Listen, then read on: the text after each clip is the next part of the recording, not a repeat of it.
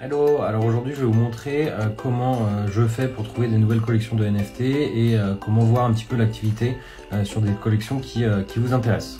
Et je vais vous montrer un exemple en particulier d'une collection dans laquelle j'ai investi et que j'aime bien, et comme ça vous allez voir exactement comment je fais pour sélectionner au sein aussi d'une collection. Allez, on y va. Alors toujours la même mécanique, on va sur OpenSea, donc OpenSea.io, et en fait vous allez cliquer du coup sur ici Stats et sur Rankings. Une fois que vous arrivez ici, donc vous allez voir en fait sur les 7 derniers jours toutes les collections qui sont classées par volume d'Ether tradé. Donc vous avez la possibilité en fait de voir directement toutes les collections avec le pourcentage sur 7 jours et le pourcentage du coup sur les dernières 24 heures.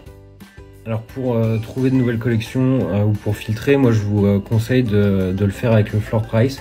Vous cliquez ici, donc là c'est de façon décroissante, vous recliquez. Et en fait le floor price c'est quoi? C'est l'item en moyenne le moins cher dans la collection. Donc là vous voyez, si je descends, donc vous avez ces collections là et vous avez ici donc le floor price 0,04, 0,05 Ether.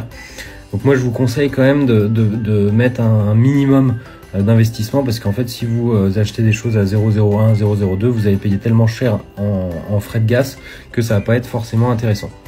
Alors là je vais vous montrer quelque chose que j'aime bien moi, c'est Star Sailor Sibling, alors qui est en baisse sur les dernières 24 heures et sur les 7 derniers jours, mais je crois beaucoup dans ce projet là, je le trouve assez intéressant. Donc vous cliquez dessus.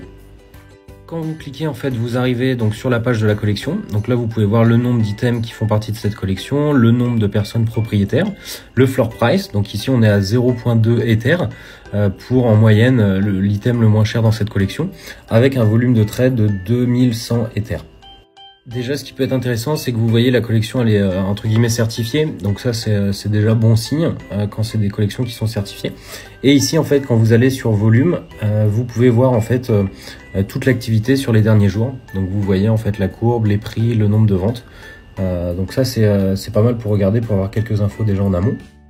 Et juste en dessous, en fait, vous avez la possibilité d'avoir tout l'historique, donc avec les prix de vente quand c'est listé, ou alors des offres qui sont faites via les enchères. Donc vous voyez ici, il y a quand même pas mal d'activités sur celui-ci.